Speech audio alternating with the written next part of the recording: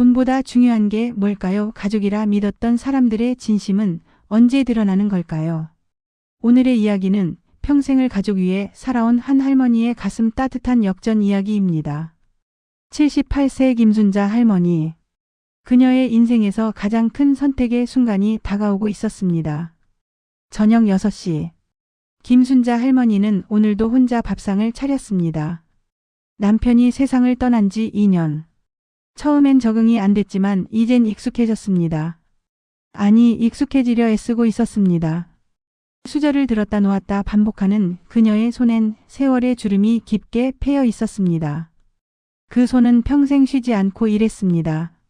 새벽 5시에 일어나 작은 반찬 가게를 운영하며 아들 영수의 대학 등록금을 댔습니다.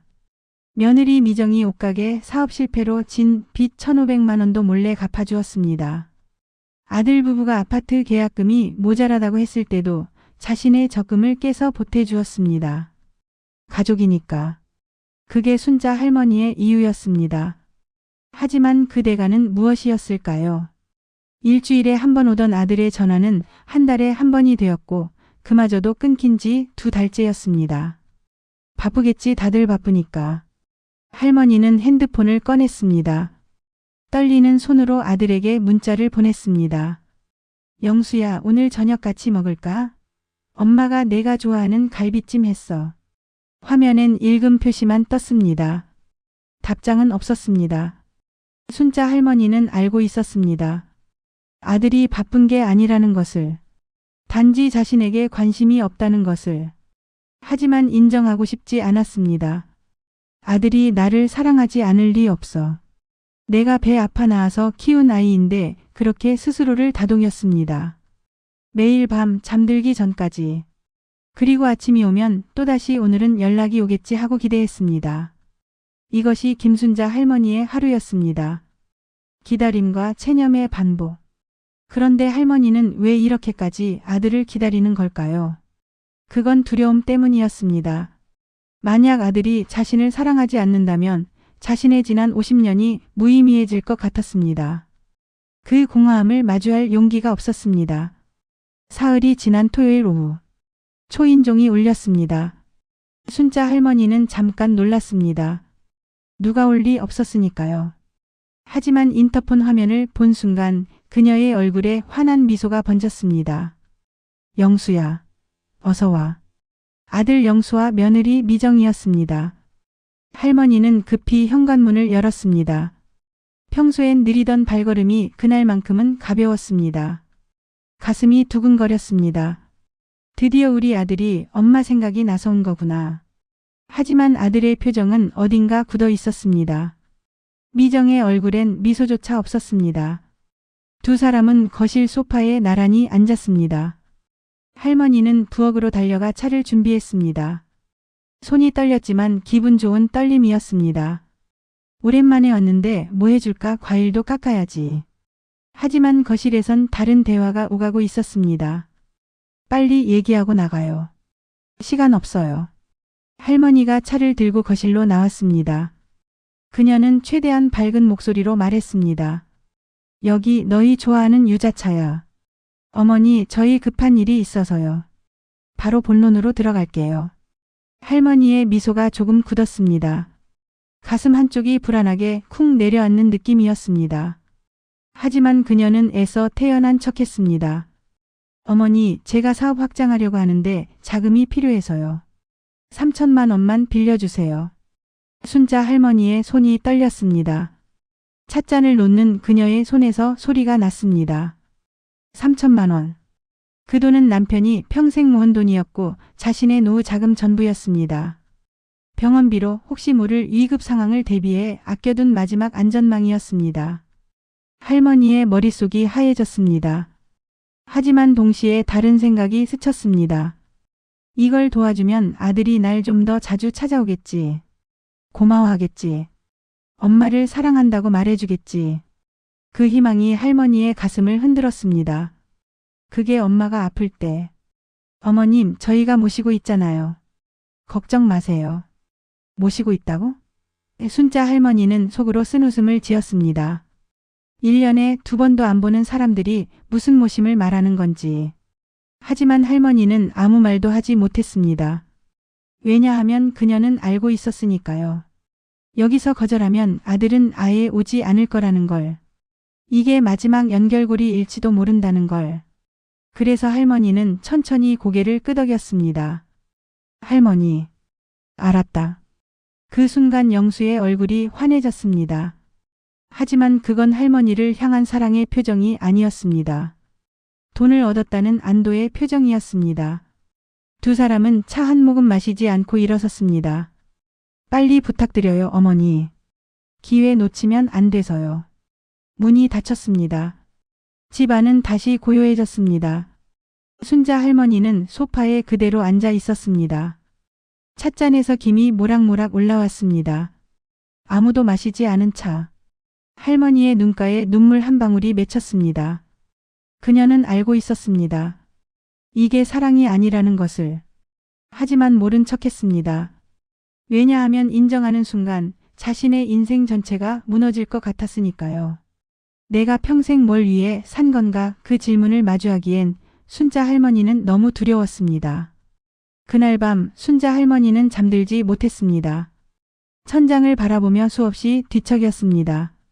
3천만 원을 주면 정말 아들이 달라질까요? 아니면 이번에도 똑같을까요?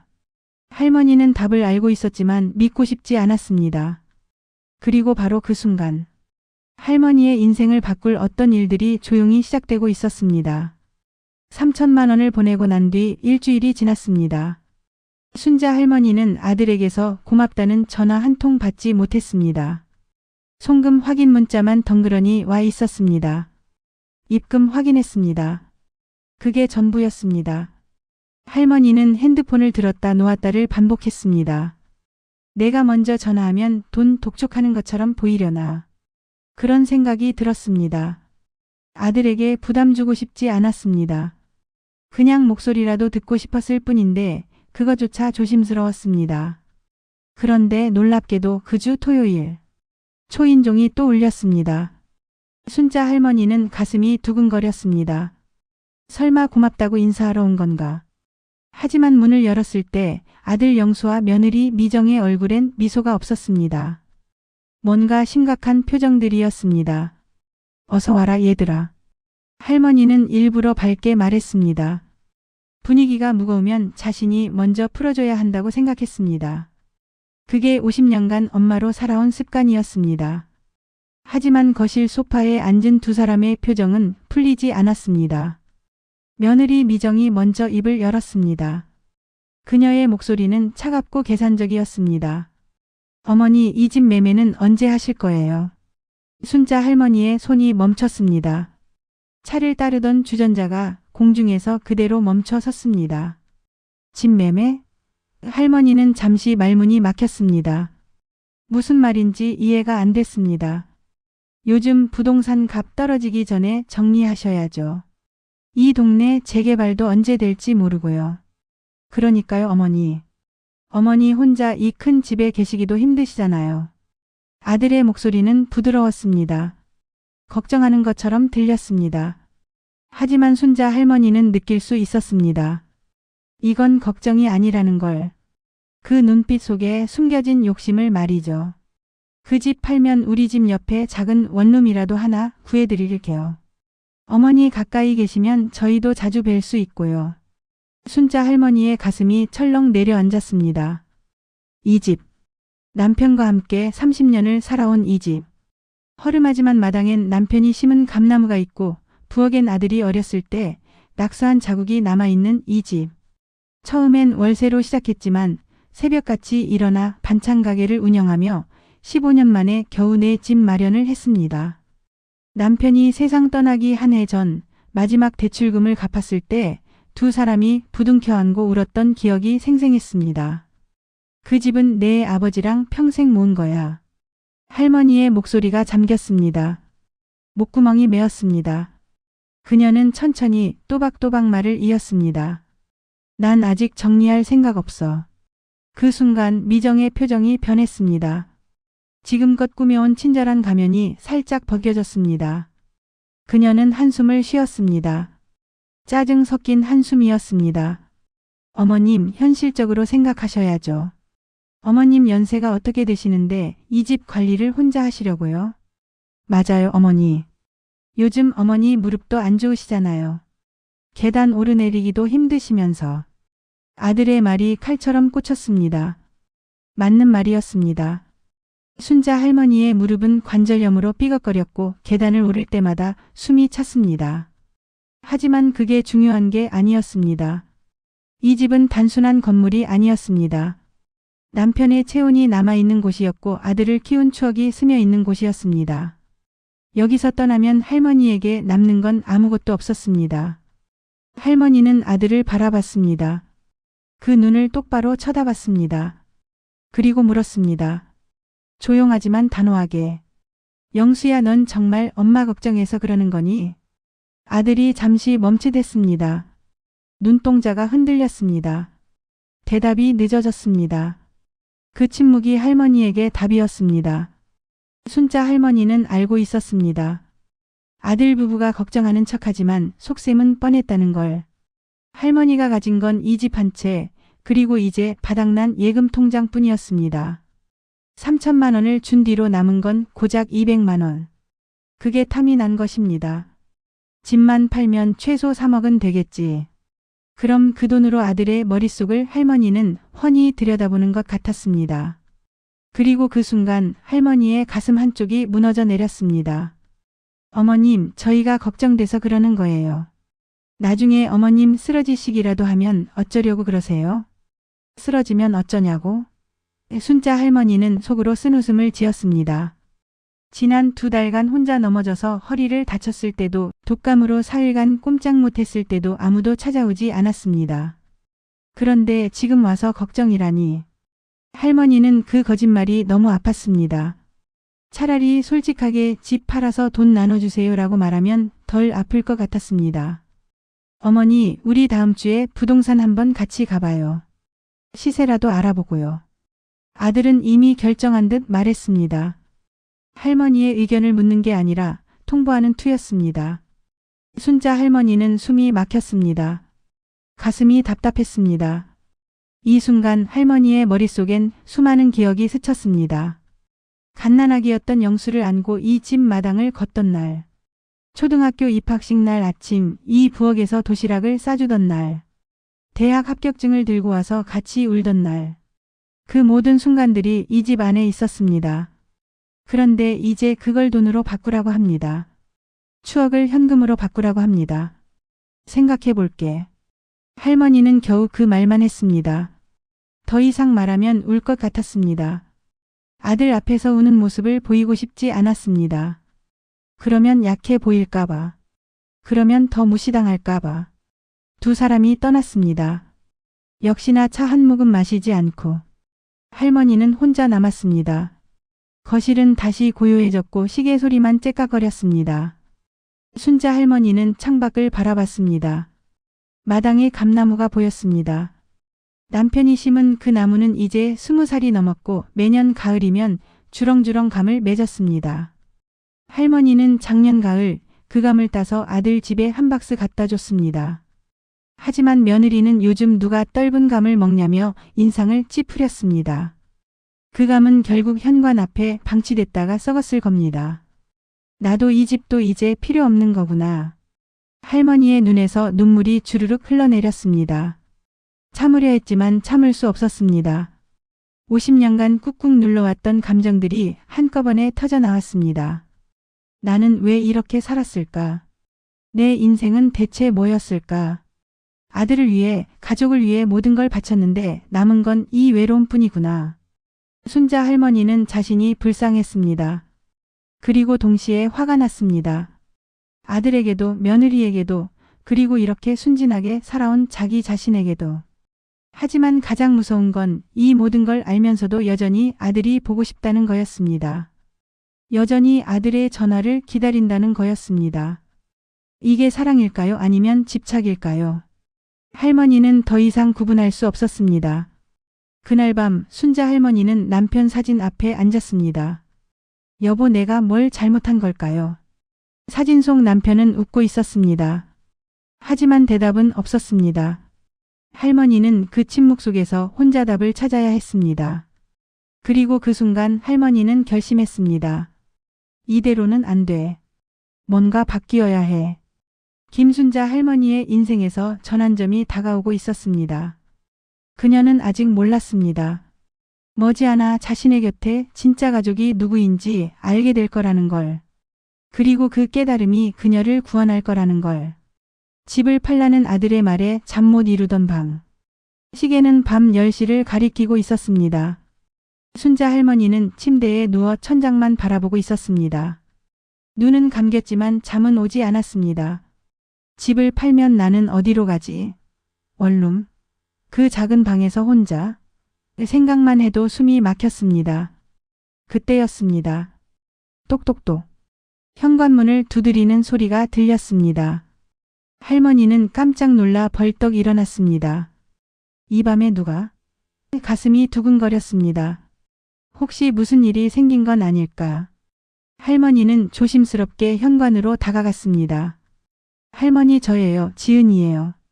인터폰 너머로 들리는 밝은 목소리. 순자 할머니의 얼굴에 환한 미소가 번졌습니다. 손녀 지은이었습니다.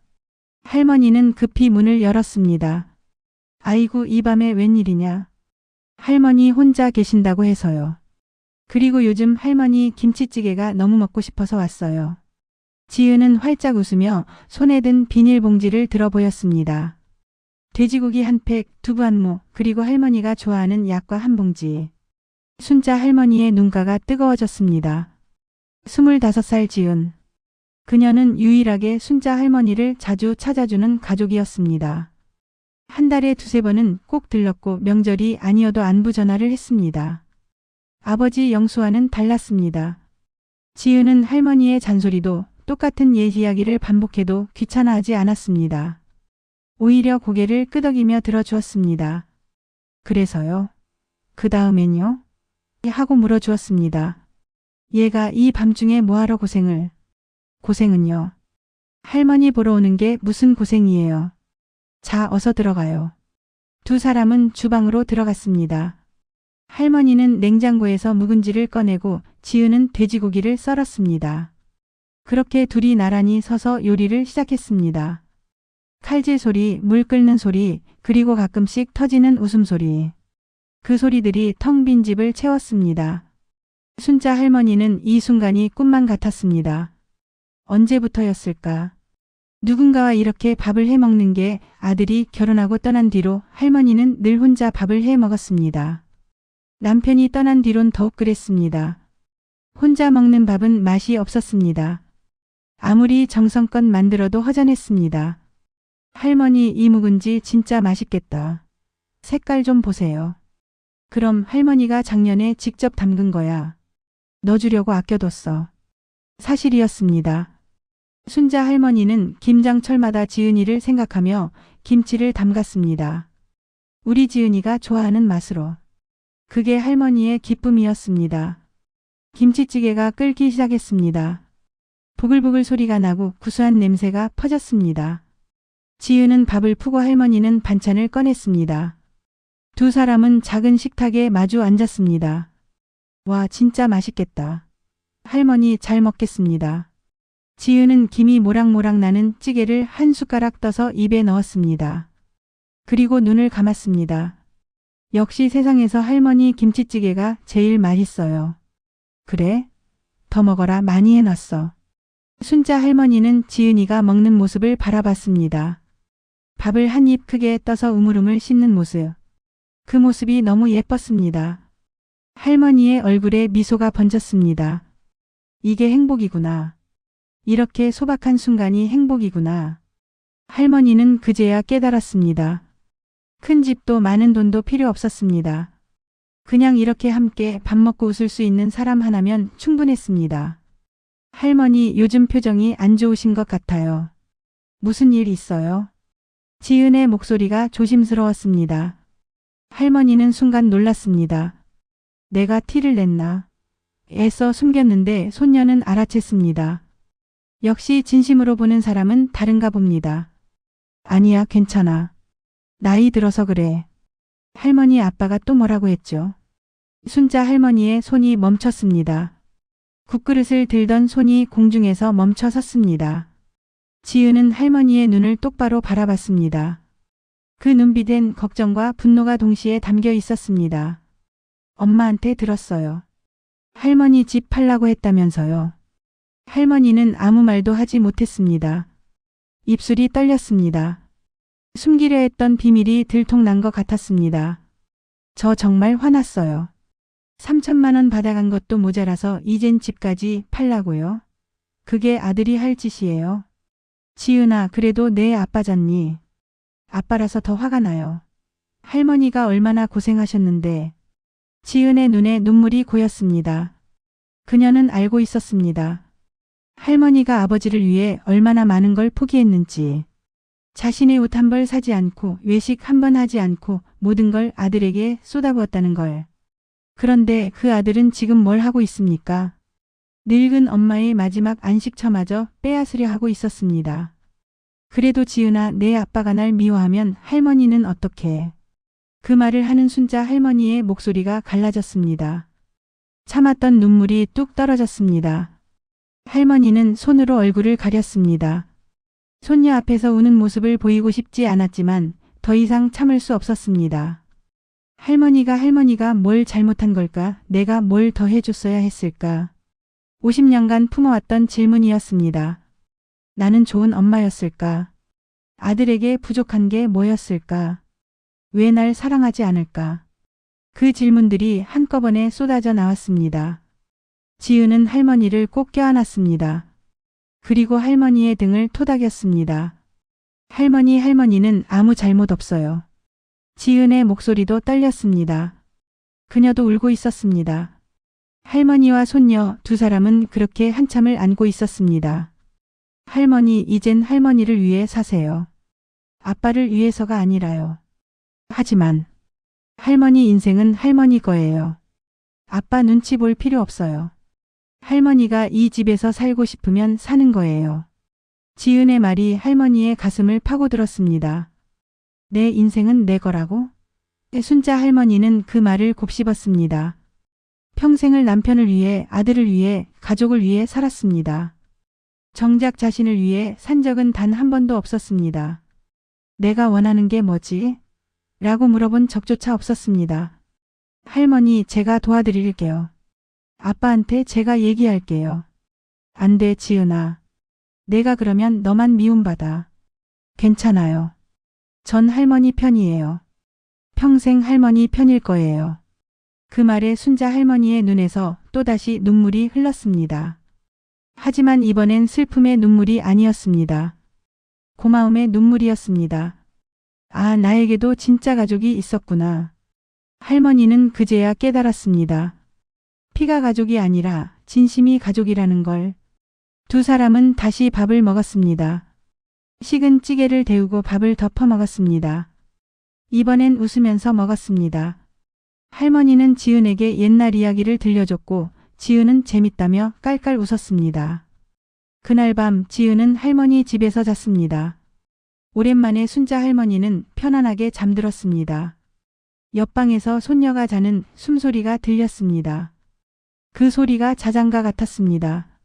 순자 할머니의 마음속에 작은 용기가 싹트기 시작했습니다. 혼자가 아니라는 것, 누군가 자신의 편이라는 것, 그것만으로도 충분했습니다. 하지만 할머니는 아직 몰랐습니다. 아들 영수가 더 큰 계획을 세우고 있다는 것을, 그리고 그 계획이 곧 할머니 앞에 펼쳐질 거라는 것을. 지은이가 다녀간 다음 날 아침, 순자 할머니는 오랜만에 개운하게 일어났습니다. 창문을 열자 상쾌한 바람이 들어왔습니다. 마당의 감나무 잎이 바람에 흔들렸습니다. 손녀의 말이 용기를 주었습니다. 내 인생은 내 거야. 그 말을 되뇌며 할머니는 희망을 품었습니다. 그런데 오전 10시쯤 핸드폰이 울렸습니다. 화면엔 영수라는 이름이 떴습니다. 할머니의 가슴이 두근거렸습니다. 드디어 아들이 전화를 했네. 설레는 마음으로 전화를 받았습니다.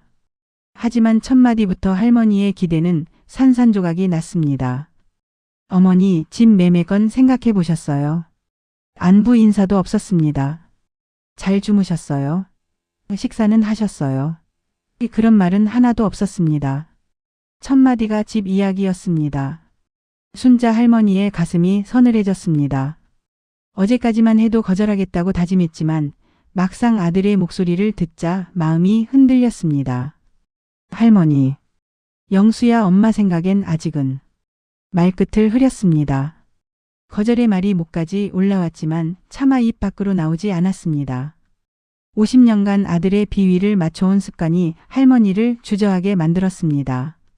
하지만 영수는 기다려주지 않았습니다. 아직은요? 어머니, 언제까지 그 집에 혼자 계실 건데요?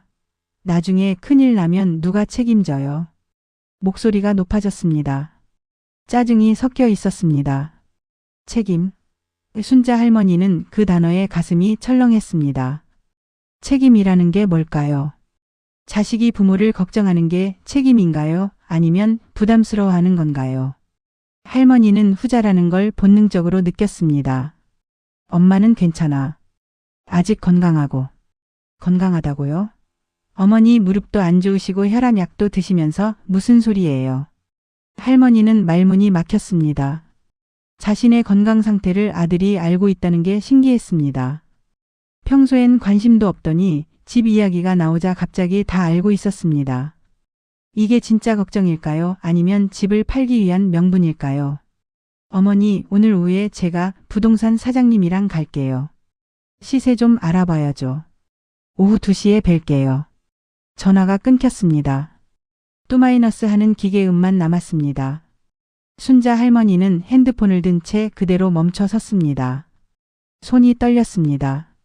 알아보기만 한다고? 할머니는 알고 있었습니다. 그게 거짓말이라는 것을.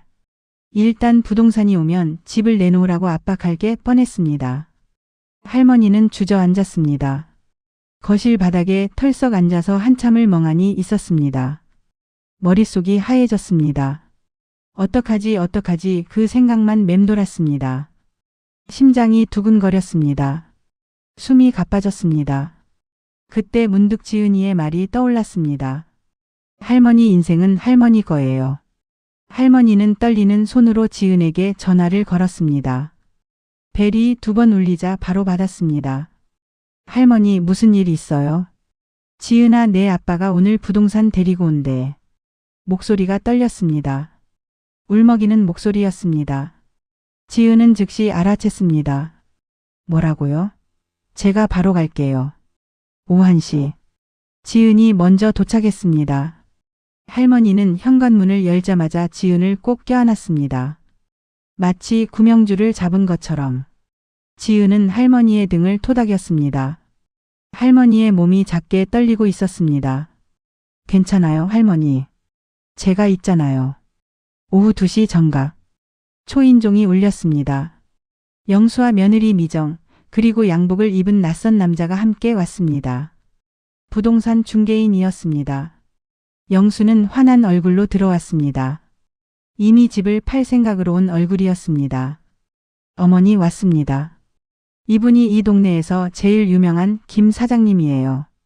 그 순간 영수는 거실에 앉아있는 지은을 발견했습니다. 그의 얼굴이 굳었습니다. 예상치 못한 변수였습니다. 지은이, 너 왜 여기 있어? 할머니 집인데 제가 왜 있으면 안 돼요? 아니, 어른들 일에. 어른들 일이요? 할머니 재산 빼앗으려는 게 어른들 일이에요. 공기가 얼어붙었습니다. 영수의 얼굴이 붉어졌습니다. 부동산 중개인은 눈치를 보며 뒤로 물러섰습니다. 분위기가 심상치 않다는 걸 단번에 알아챘습니다. 빼앗다니. 무슨 말버릇이 그래. 우리가 어머니 걱정돼서 그러는 거잖아. 걱정이요? 진짜 걱정이면 할머니 의견부터 물어봤어야죠. 그만하자. 순자 할머니가 떨리는 목소리로 말했습니다. 하지만 두 사람은 멈추지 않았습니다. 지은은 할머니를 지키려 했고 영수는 자신의 계획이 틀어지는 게 화가 났습니다. 순자 할머니는 심호흡을 했습니다. 그리고 천천히 일어섰습니다. 온몸이 떨렸지만 목소리만큼은 또렷했습니다. 영수야 미안하지만 엄마는 이 집 팔 생각 없어. 정적이 흘렀습니다. 영수는 믿을 수 없다는 표정으로 할머니를 쳐다봤습니다. 평생 자신의 말을 거역한 적 없는 어머니가 처음으로 거절했습니다. 어머니 무슨 소리예요? 어머니 혼자 어떻게? 혼자도 괜찮아. 지은이도 있고 엄마는 이 집에서 죽을 때까지 살고 싶어. 그 말을 하는 할머니의 눈엔 눈물이 고였습니다. 하지만 목소리는 흔들리지 않았습니다. 평생 처음으로 아들에게 거절하는 순간이었습니다. 순자 할머니는 자신이 자랑스러웠습니다. 동시에 무서웠습니다. 이제 정말로 아들을 잃는 건 아닐까. 어머님 정신 차리세요. 요양원 가시면 훨씬 편하실 텐데. 요양원이요? 지금 그게 할 소리예요. 지은아. 어른한테 버릇없이. 아빠야말로 할머니한테 버릇없잖아요. 3천만 원 받아가고도 모자라서 집까지 빼앗으려고요. 부동산 중개인이 조용히 문 밖으로 나갔습니다. 더 이상 여기 있을 상황이 아니었습니다. 남은 건 가족들 뿐이었습니다. 하지만 가족이라 부르기엔 너무 차갑고 날카로운 공기였습니다. 순자 할머니는 이 순간을 평생 잊지 못할 것입니다. 어머니 정말 이러실 거예요. 우리가 어머니 위해서 하는 일인데. 아니야 영수야.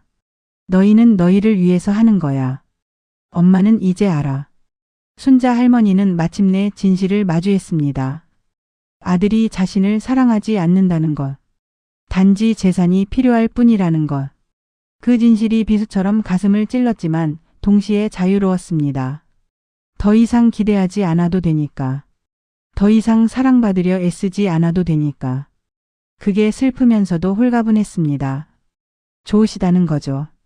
그럼 앞으로 우리한테 기대하지 마세요. 영수는 미정의 손을 잡고 현관으로 향했습니다. 문을 열기 직전 그가 돌아봤습니다. 차갑고 날카로운 눈빛이었습니다. 후회하실 거예요, 어머니. 쾅 문이 닫혔습니다. 집 안은 고요해졌습니다. 순자 할머니는 그대로 서 있었습니다. 다리에 힘이 풀려 주저앉을 것 같았지만 지은이 옆에서 부축했습니다. 할머니의 온몸이 떨렸습니다. 아드레날린이 빠지면서 급격한 탈진이 왔습니다. 할머니 잘하셨어요. 그랬을까? 할머니의 목소리가 작았습니다. 떨렸습니다. 지은은 할머니를 소파에 앉히고 물을 가져다 주었습니다.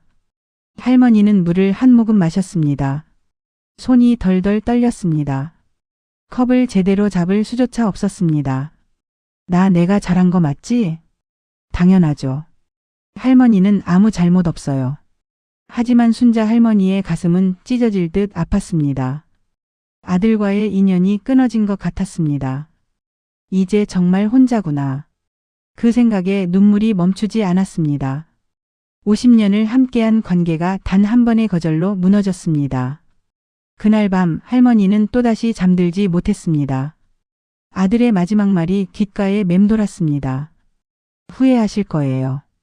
과연 자신이 잘한 걸까요? 혹시 너무 이기적이었던 건 아닐까요? 수없이 뒤척이며 밤을 새웠습니다. 순자 할머니는 인생의 갈림길에 섰습니다. 평생 의지해온 아들과 멀어졌습니다. 하지만 동시에 무언가를 얻었습니다. 자존심. 그리고 진짜 가족 지은이. 하지만 이야기는 여기서 끝나지 않습니다. 할머니에게 예상치 못한 기적 같은 일이 찾아올 것입니다. 밤은 유난히 고요했다. 바람소리만이 창문을 스치고 오래된 벽시계가 묵묵히 초침을 새겼다. 순자 씨는 펜을 들어 글을 써 내려갔다. 삶의 끝자락에서 남길 수 있는 건 이제 말이 아닌 마음뿐이었다. 그녀는 한 줄 한 줄 지난 세월을 되새기며 글을 적었다. 아들에게 쏟은 젊은 날의 희생, 며느리의 차가운 말에도 꾹 참았던 날들. 그리고 외로웠던 밤마다 찾아와 밥을 같이 먹어주던 손녀 지은의 웃음소리. 모든 기억이 그 작은 글 속에 녹아들었다. 재산은 결국 사라지는 것이고 마음만 남는 거야. 지은아, 내가 내 진짜 가족이구나. 순자 씨는 떨리는 손으로 펜을 내려놓았다. 그 눈가에는 한 방울의 눈물이 오래된 기억처럼 반짝였다. 그녀는 편지를 봉투에 넣고 변호사에게 전달할 봉투 위에 마지막으로 이름을 적었다. 김순자. 그리고 미소 지었다. 그 표정은 오랜 세월의 무게를 내려놓은 사람만이 지을 수 있는 조용하고 평화로운 미소였다. 며칠 뒤 순자 씨의 유언장이 공개되었다. 그녀가 세상을 떠난 뒤 처음으로 모든 가족이 한자리에 모였다. 하지만 그들의 표정에는 슬픔보다 기대와 탐욕이 더 가득했다. 고 김순자 씨의 유언장에 따라 모든 재산은 손녀 김지은 양에게 상속됩니다. 짧은 순간 정적이 흘렀다. 그리고 곧 터져 나오는 소리. 뭐라고요? 우리한테는 아무것도 없다고요? 말도 안 돼. 내가 아들인데. 그 많은 세월 동안 내가. 그들의 외침은 벽에 부딪혀 메아리칠 뿐이었다. 그 누구도 그녀의 진심을 알아주지 않았다. 고인께서는 이렇게 남기셨습니다. 진심은 돈이 아니라 마음으로 주는 것. 그 한 문장이 방 안의 공기를 멈추게 했다. 그제야 모두가 알았다. 그녀가 남긴 건 단순한 집 한 채가 아니었다. 평생을 묵묵히 견디며 가족이라는 이름 아래 흘린 눈물의 무게였다. 그러나 그 사랑을 알아본 사람은 단 한 명, 그녀를 돈이 아닌 마음으로 대했던 지은뿐이었다. 며칠이 흘렀다. 지은은 할머니가 남긴 편지를 품에 안은 채 사진 앞에 조용히 앉아 있었다. 편지에는 구체적인 재산 목록도 화려한 문장도 없었다. 그저 손으로 눌러 쓴 글자 몇 줄. 지은아, 넌 늘 내 곁에 있었구나. 돈이 아닌 마음으로 나를 봐줘서 고맙다. 그 마음으로 세상을 살아가렴. 지은은 조용히 눈을 감았다. 그 눈물은 슬픔이 아니라 감사였다. 할머니 고마워요. 저 꼭 좋은 사람으로 살게요. 그날 그녀는 알았다. 진짜 가족은 피로 이어지는 게 아니라 마음으로 이어지는 것임을. 집안은 조용했지만 어딘가에서 할머니의 목소리가 들려오는 듯했다. 지은아, 잘했다, 내 손녀야. 그 목소리에 지은은 미소를 지었다. 창문 너머로 불어오는 바람이 마치 할머니의 손길처럼 따뜻했다. 사람의 가치는 가진 돈이 아니라 누군가에게 남긴 따뜻한 마음이다. 우리가 떠난 뒤에도 남는 것은 집도 통장도 금부치도 아니다. 단 한 사람이라도 그 사람 참 좋은 분이었지. 그 말을 남길 수 있다면 그것이 바로 인생의 가장 큰 유산이다.